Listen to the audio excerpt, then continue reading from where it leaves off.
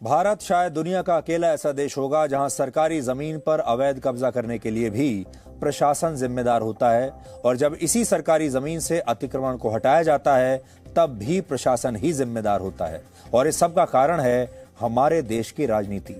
इतने वर्षों में अलग अलग सरकारों, नगर निगम के अधिकारियों और स्थानीय नेताओं ने अपने वोट बैंक के चक्कर में सरकारी जमीन पर यह सारा अतिक्रमण बड़ी आसानी से होने दिया।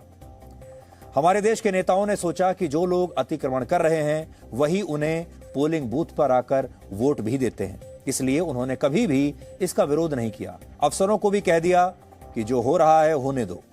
लेकिन आज जब इस अवैध कब्जे को हटाने की कोशिश हुई तो सुप्रीम कोर्ट ने भी इस पर रोक लगा दी और लोगों ने सड़कें बंद करके वहां बुलडोजर को आने से रोक दिया। यानी हमारे देश में अगर कानून के तहत कोई काम किया जाता है तो उसका भी विरोध होता है। और आज जो लोग इस कार्रवाई के विरोध में शोर मचा रहे हैं, ये भी वही लोग हैं जो अक्सर अपने देश में कमियां निकालते रहते हैं और ये कहते हैं कि यहां पर सड़कें अच्छी नहीं हैं, ट्रैफिक जैम लगे रहते हैं, सड़कों और फुटपाथों पर लोगों ने कब्जे कर लिए हैं और तमाम सुविधाएं भी नहीं हैं, भारत तो आगे बढ़ ही नहीं पा रहा है। लेकिन जब इन खामियों को दूर करने की कोशिश होती है तो यही लोग इसका विरोध करने लगते हैं। यही सुप्रीम कोर्ट और यही अदालतें पहले ये कहती हैं कि पूरे शहर से अतिक्रमण को हटा दीजिए, चाहे कुछ भी हो जाए, और एक डेडलाइन भी सेट कर देती हैं। और फिर बाद में जब उसे हटाया जाता है तो यही अदालतें उस पर स्टे भी लगा देती हैं और फिर हमारे देश में इस पूरी कार्रवाई को एक अलग दिशा में ले जाया जाता है और वो दिशा है धर्म की दिशा। वरना आप खुद सोचिए, अतिक्रमण को कहीं से भी हटाना गैर कानूनी कैसे हो सकता है? एक गैर कानूनी चीज को कानूनी तरीके से हटाना गैर कानूनी कैसे हो सकता है? इस समय हमारे देश के विपक्षी नेता और मीडिया का एक वर्ग इस कार्रवाई को सांप्रदायिक बताकर इसका विरोध कर रहा है। लेकिन सच्चाई क्या है वो आप आज इन तस्वीरों से समझ सकते हैं। अब जो तस्वीरें आपको दिखा रहे हैं ये इसी इलाके जहांगीरपुरी के एक सरकारी स्कूल की हैं, जहां स्कूलों की दीवारों पर कबाड़ इकट्ठा करके यहां के लोगों ने अतिक्रमण किया हुआ है और इसी वजह से बच्चों को स्कूल आने जाने में बहुत मुश्किल होती थी। लेकिन आज जब ये अतिक्रमण हटाया गया तो स्कूल में पढ़ने वाले बच्चे और उनके माता पिता काफी खुश थे। आप भी देखिए।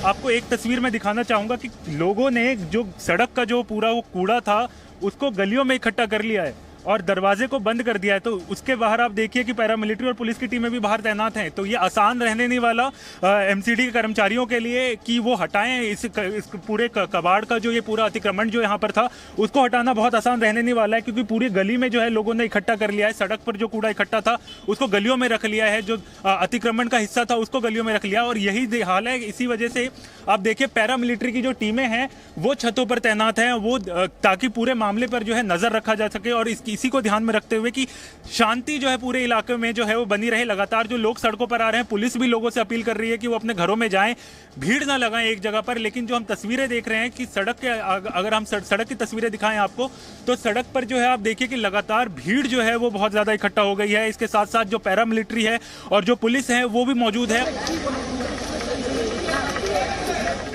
अभी तो सुबह से यहाँ से जो अवैध कब्जा था, जो कबाड़ था, उसको हटाया जा रहा है, लेकिन उसके जो निशान है वो अभी भी हैं। ये आप देखिए कि यहाँ से लेकर अब इतनी चौड़ी रोड थी, लेकिन इस रोड के तकरीबन आप देख लीजिए इस आधे हिस्से को किस तरह से इंक्रोच करा गया था। ये सब आप देखिए, कूड़ा भी यहीं पर फेंका गया, कबाड़ वगैरह सब कुछ यहाँ पे फेंका गया। तो इंक्रोचमेंट की ये तस्वीर है जो जहांगीरपुरी में हम लोग को दिखाई दे रही है। और इसी इंक्रोचमेंट के ऊपर उत्तरी दिल्ली नगर निगम ने सवाल उठाया था कि जिस तरह से जहांगीरपुरी में सड़क को बंधक बनाया जा रहा है, सड़क पर कब्जा करा जा रहा है, और ये जो यहाँ पर कब्जे के जो दृश्य हैं ये ऐसा नहीं कि अभी से हैं, वर्षों से हैं ये यहाँ पर। ये आप देखिए तस्वीरों में कि किस तरह से जो इंक्रोचमेंट है उसको हटाया जा रहा है। ये आप देखिए कबाड़ का कूड़ा है और जो महिला है इसको यहाँ से हटा रही हैं। ये आप देखिए तस्वीरों में, ये आप देखिए सामने की तस्वीर है। यहाँ पर पूरा जो उनका कबाड़ था, कबाड़ी यहाँ पे पूरी कबाड़ मंडी लगती थी यहाँ पे, ये आप देखिए कबाड़ी बाजार है ये, और यहाँ से आप देखिए इंक्रोचमेंट को हटाया जा रहा है नगर निगम के बुलडोजर के डर से। बहुत दिक्कत आती थी, अभी भी दिक्कत आती है। जैसे ही रोड चौड़ा है ना, ऐसे ही वो सामने वाला भी रोड ही वैसे ही था। लेकिन अब ये है कि सिर्फ वहाँ पे एक ही गाड़ी निकल सकती है, और उनका इतना वो है, खौफ है वहाँ पे कि अगर कोई बंदा गाड़ी वाला जाता है तो कोई बच्चा आगे आ जाए या कुछ भी हो जाए तो ये लोग मारने लगते हैं, बांग्लादेशी लोग। आप रात को 8 बजे नहीं जा सकते वहाँ पे, आपकी चैन स्नैचिंग कर लेंगे, मोबाइल छीन लेंगे, छोटे छोटे बच्चे पैसे छीन लेंगे आपके बांग्लादेशियों के। और अगर पुलिस वाले पकड़ के ले भी जाते हैं इनको तो इनकी औरतें आती हैं, और यहाँ पे बीट है, कुशल होल के पास बीट है। मैंने भी कई बार 3-4 बार वहाँ पे देखा है कि मेरे सामने ही पुलिस वालों से छीन के ले गए अपने बच्चों को। लेडीज़ हैं, ये अपने बच्चों को लेडीज़ को कहा कर देते हैं। बांग्लादेशी यहाँ ना रहे, क्योंकि हम इनसे बहुत डर लगता है, क्योंकि हम बच्चे भी अकेले नहीं छोड़ सकते, घर में कहीं जा नहीं सकते हम। परिवार में कोई घटना हो जाए तो हम जा सकते हैं, ऐसा नहीं है। बिल्कुल इतना खौफ रहता है हमें हर समय, बहुत दिन में भी खौफ रहता है। अगर हम ड्यूटी चले जाते हैं तो बच्चे कैसे होंगे घर में, सेफ नहीं है, मतलब बच्चे। इतना डर का माहौल बना रहता था। क्यों वहाँ पे जेब कतरे कैंची लगा के यहाँ पे जेब कर लेते, जेब काट लेते हैं, कानों की बालें छीन लेते हैं, ये चैने के गले छीन लेते हैं, औरतों के मोबाइल छीन लेते हैं। इतना माहौल है। अब मैंने भी अपने बच्चे इसी स्कूल में डाले हैं इस बार, लेकिन मैं अगले साल उनको हटवा दूंगा यहाँ से, क्योंकि ये पढ़ाने लायक भी नहीं है यहाँ पे। जिस हिसाब से यहाँ के हालात हैं, पढ़ाने लायक नहीं है। अभी कुछ दिन पहले एक लेडीज़ का मर्डर हुआ था, वो आदर्श नगर में आई थी, वो अपनी मम्मी के घर पे आई थी वो घूमने के लिए। प्लस उसकी जब चैन छीनी गई तो चैन छीन नहीं पाए, उसने पकड़ लिया था उस व्यक्ति को। उसके बाद दूसरा साथी आया, उसके गले पे चाकू मारा उसने और अपने साथी को छुड़ा के भाग गया। पता लगा, फिर जब जांच पड़ताल हुई पता लगा था वो बंदा यहीं कहीं था। मेरे पीछे जो आपको दिखाई दे रहा है ये स्कूल की इमारत है, और इसी स्कूल की इमारत के पीछे सरकारी स्कूल है ये। और इसी के जब हम लोग यहाँ पे पीछे वाली साइड पर देखेंगे तो यहाँ पर पूरा कबाड़ियों की यहाँ पर जैसे दुकानें वगैरह सब यहीं पर सड़क पर ही थी। अब आप देखिए तो तकरीबन 20 फीट की इस सड़क पे तकरीबन 20 फीट तक यहाँ पर कबाड़ियों ने अपना बसेरा बना रखा था। यहीं पर ही सारा कबाड़ जहांगीरपुरी सी ब्लॉक में यहाँ पर फैलाया जाता था। आज जब अवैध इंक्रोचमेंट ड्राइव चल रही थी तो सुबह से ही यहाँ से कबाड़ हटाने का सिलसिला शुरू हो गया था, और अब इस समय बस खाली उसके अवशेष बचे हैं। अब जो स्थानीय लोग हैं वो कैमरे पर तो आके बात नहीं कर रहे हैं, लेकिन कैमरे के पीछे उनका ये आरोप है कि क्योंकि उनके पास जगह नहीं है, उनके पास जगह की कमी है, इसलिए वो सड़क पर अपना ये कबाड़ का काम वो लोग करते हैं। ऐसा जो यहाँ पर कबाड़ का काम करने वाले हैं उनका कहना है। अब ऐसे में सवाल ये उठता है कि क्या आप अपने व्यवसाय के लिए भारत के जो लोग हैं, जो जहांगीरपुरी के लोग हैं, उनका सड़क पर चलने के अधिकार को आप किस तरह से खत्म कर सकते हैं?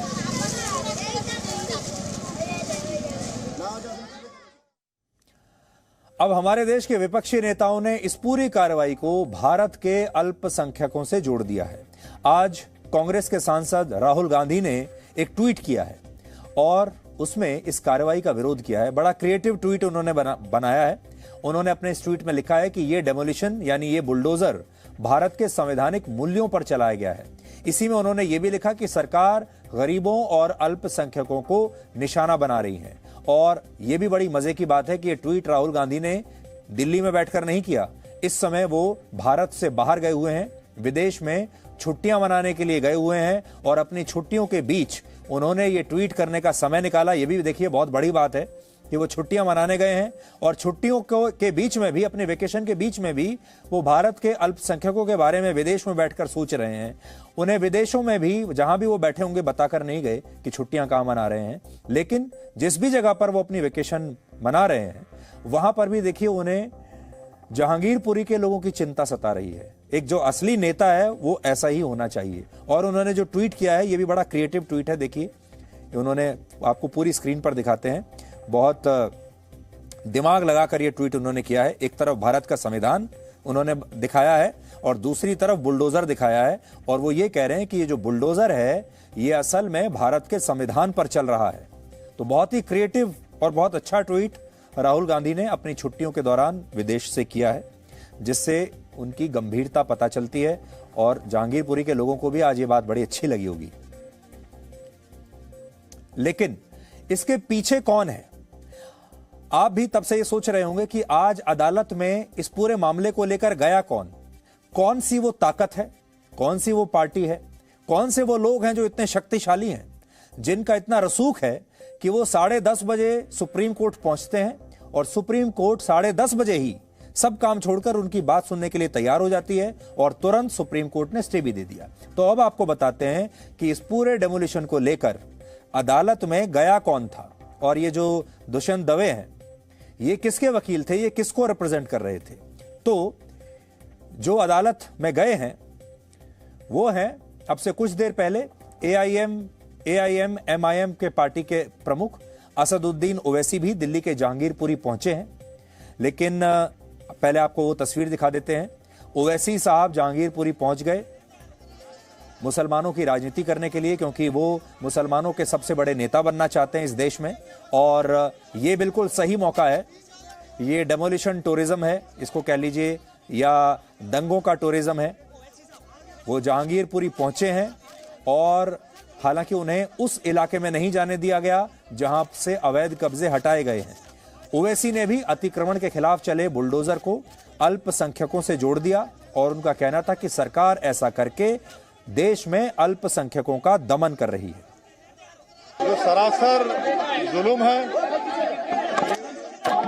विजिलेंटी जस्टिस के मिसाल है जी, और बगैर नोटिस दिए इन लोगों को तोड़ना कंडेम करता हूं। और सुप्रीम कोर्ट का टाइमली स्टेटस को है, वरना तो बर्बाद हो गया। अभी तो कितने दुकानों को तोड़ दिया आपने। सवाल ये पैदा होता है कि 6-7 साल से आपकी सरकार है, जब तक आपने क्यों नहीं तोड़ा? आपने वादा किया था रेगुलराइज करने का, तो आज वो खुद इन लोगों को कह रहे हैं कि बांग्लादेशी रोहिंग्या है। मैं इसका कंडेम करता हूं, ये गलत है। ये भारत की लोकतंत्र के लिए रूल ऑफ लॉ को कमजोर करता है। ये विजिलेंटी जस्टिस कर रही है बीजेपी सरकार। सुप्रीम कोर्ट ने एक स्टेटस क्वो का ऑर्डर दिया, लेकिन मुझे पता चला कि स्टेटस क्वो ऑर्डर के बावजूद भी यहाँ डेमोलिशन चल रहा था जी।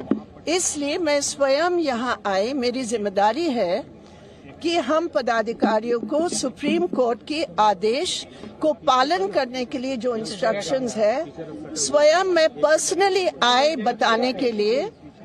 हमारे यहाँ स्पेशल CP दीपक पाठक जी से बातचीत हुई और उन्होंने मुझे आश्वासन दिया कि कोई भी अभी बुलडोजर नहीं चलेगा।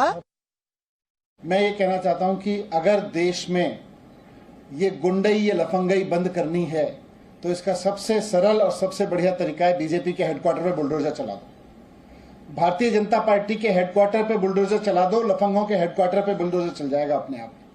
जितना गुंडई हो रही है देश में, उसके हेडक्वार्टर पे अपने आप बुलडोजर चल जाएगा।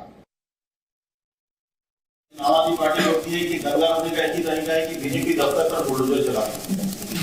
चलिए देखिए वो क्या कहते हैं क्या नहीं कहते और उन पर कितने लोग विश्वास करते हैं, ये अपने आप में एक बड़ा प्रश्न चिन्ह उनके ऊपर खड़ा होता है। जो राजनीति के लिए, सत्ता पाने के लिए आतंकवादियों के साथ समझौता करने पर चले जाएं, उनके घरों पर सोने चले जाएं, तो इससे बड़ा दुर्भाग्य क्या होगा। जिस तरह से प्रशासन का जो रवैया है लगातार एक प्रकार से एक समुदाय विशेष को टारगेट बनाने की कोशिश हो रही है, और ये बात छिपी हुई नहीं है, यह सार्वजनिक हो चुका है। कास्ट, कम्युनिटी और कनेक्शन नहीं, क्राइम और करतूत महत्वपूर्ण है, और जो क्राइम और करतूत इस तरह की कर रहा है उसके खिलाफ कार्रवाई होनी चाहिए। तो इसमें कास्ट, कम्युनिटी और कनेक्शन कहां से आ जाता है? ये तो क्राइम और करतूत के खिलाफ कार्रवाई है। अब इस मामले में कल सुप्रीम कोर्ट में फिर से सुनवाई होगी, और बड़ी बात यह है कि अदालत यानी सुप्रीम कोर्ट केवल दिल्ली के मामले की सुनवाई नहीं करेगा कल, बल्कि पिछले कुछ दिनों में भारत में जहां जहां भी इस तरह से बुलडोजर चला है वहां के तमाम मामलों पर भी एक साथ उनको मिलाकर सुनवाई होगी। और इसके लिए जमीयत उलेमाए हिंद ने एक याचिका दायर की थी और कल इस पर भी सुनवाई की जाएगी। लेकिन इसके अलावा जो हम आपको बात बता रहे थे वो ये थी कि आज सुप्रीम कोर्ट में कौन गया। इस संस्था ने जहांगीरपुरी के मामले में भी कार्रवाई रुकवाने के लिए सुप्रीम कोर्ट में याचिका आज दी थी और जमीयत उलेमाए हिंद ने अब से 3 घंटे पहले एक ट्वीट किया है और लिखा है कि उसकी अपील पर ही सुप्रीम कोर्ट ने जहांगीरपुरी की कार्रवाई को रोका है। और इस संस्था ने यह भी ऐलान किया है कि वो जहांगीरपुरी में हुए दंगों के आरोपियों का केस भी लड़ेगी और उन्हें भी पूरी लीगल सहायता वो देगी। तो अब आप देख लीजिए कि इसमें जो मुस्लिम संस्थाएं हैं, जमीयत उलेमाए हिंद जैसी, वो भी अब मैदान में कूद पड़ी हैं और इस पूरे मामले को, जो कि अवैध कब्जे का मामला होना चाहिए था, इसे दंगों से जोड़ दिया गया, इसे हिंदू मुसलमान से जोड़ दिया गया और यह कह दिया गया कि अब मुसलमानों के घरों को तोड़ा जा रहा है। अब आप इंतजार करिएगा, कल से पश्चिमी मीडिया ये खबर छापने लगेगा कि भारत में मुसलमानों का दमन हो रहा है, मुसलमानों के घरों को तोड़ा जा रहा है, उनका जीना मुश्किल हो गया है। और उसके बाद फिर अमेरिका जैसे जो देश हैं वो मानव अधिकारों के उल्लंघन के आरोप लगाने लगेंगे, उनकी कमेटियां बैठ जाएंगी और उसके बाद भारत की बदनामी की जाएगी यहां पर। और ये कोई नहीं बताएगा कि इसमें हिंदुओं के मकान भी टूट रहे हैं, हिंदुओं की दुकानें भी टूट रही हैं, ये कोई नहीं बताएगा। और ये भी कोई नहीं बताएगा कि जो चीज अवैध रूप से बनाई गई है उसे एक ना एक दिन तो टूटना ही है, क्योंकि वो अवैध है। और अवैध चीज को तोड़ना अवैध कैसे हो सकता है, ये तो वैध है। तो अब ये राजनीति का एक बहुत बड़ा विषय बन गया है और आप सब के बीच में भी, चाहे आप किसी भी शहर में रहते हैं, गांव में रहते हैं, किसी भी राज्य में रहते हैं, आज दिन भर इसी के बारे में लोग चर्चा कर रहे हैं, इसी के बारे में लोग बात कर रहे हैं। और इसीलिए हम आपसे कह रहे हैं कि ये एक बहुत बड़ा टर्निंग पॉइंट हमारे देश के लिए साबित होगा। और अगर इसी तरीके से जितने अवैध कब्जे हैं, अगर सरकारों ने उसे हटाना शुरू कर दिया तो इस देश की हालत सुधर जाएगी। तो आपको साफ सुथरी सड़कें दिखाई देने लगेंगी, आपको चारों तरफ सफाई दिखाई देगी, बच्चे अपने स्कूल जा पाएंगे। अभी थोड़ी देर पहले हमने आपको बताया था कि कैसे बच्चों के स्कूलों पर भी अवैध कब्जे हो गए थे और कोई सुनवाई नहीं हो रही थी। तो आज पूरे दिन इसके बारे में ये बुलडोजर ट्रेंड करता रहा। और जो ये जो जेसीबी है, जो जेसीबी की मशीन जो चल रही थी, ये जेसीबी आज ट्रेंड कर रहा था। भारत में जेसीबी को लोग बुलडोजर समझते हैं, लेकिन जेसीबी बुलडोजर नहीं है, बल्कि जेसीबी एक कंपनी का नाम है जो इस तरह के बुलडोजर्स को बनाती है। ये इंग्लैंड की एक बहुत मशहूर कंपनी है जिसका पूरा नाम है जोसेफ सिरिल बैमफोर्ड, इसलिए इसे जेसीबी कहा जाता है। बैमफोर्ड वही व्यक्ति हैं जिन्होंने 1945 में इस कंपनी की स्थापना की थी। और यहां एक और दिलचस्प जानकारी यह है कि कल ब्रिटेन के प्रधानमंत्री बोरिस जॉनसन 2 दिन के दौरे पर भारत आ रहे हैं और ये जो जेसीबी मशीन है ये उन्हीं के देश में बनती है, ये वहीं की कंपनी है। और इस दौरान कल वो गुजरात के पंचमहाल में जेसीबी के ही एक प्लांट में जाने वाले हैं जहां यही बुलडोजर बनाए जाते हैं। यानी इसी बुलडोजर की फैक्ट्री में जहां जेसीबी की मशीनें ये बनती हैं, वहां पर कल ब्रिटेन के प्रधानमंत्री बोरिस जॉनसन जाएंगे। तो ये जो पिछले हाल के 1 हफ्ता 10 दिन रहे हैं, अगर एक शब्द हमारे देश के लोगों के जहन में आता है इसे लेकर, वो है बुलडोजर। और बुलडोजर अब एक ऐसा शब्द बन गया है जो बहुत सारी चीजों का संकेत देता है। ये एक सांकेतिक तस्वीर बन गई है। जहां जहां अपराधी आ रहे हैं, जहां जहां आतंकवादी आ रहे हैं, जहां जहां दंगे फैल रहे हैं, जहां जहां एंटी सोशल एक्टिविटीज हो रही हैं, वहां वहां पर बुलडोजर चल रहा है। इसलिए जो बुलडोजर है वो हो सकता है अब हमारे देश के लोगों की जुबान पर चढ़ जाए। और बुलडोजर एक तरीके का, आप ऐसा समझ लीजिए कि एक सांकेतिक एक तस्वीर हो जाएगी बुलडोजर की। और अब भारत की राजनीति में बार बार बुलडोजर का नाम जरूर लिया जाएगा। Presenting B News app, available on Google Play and App Store. Download it now.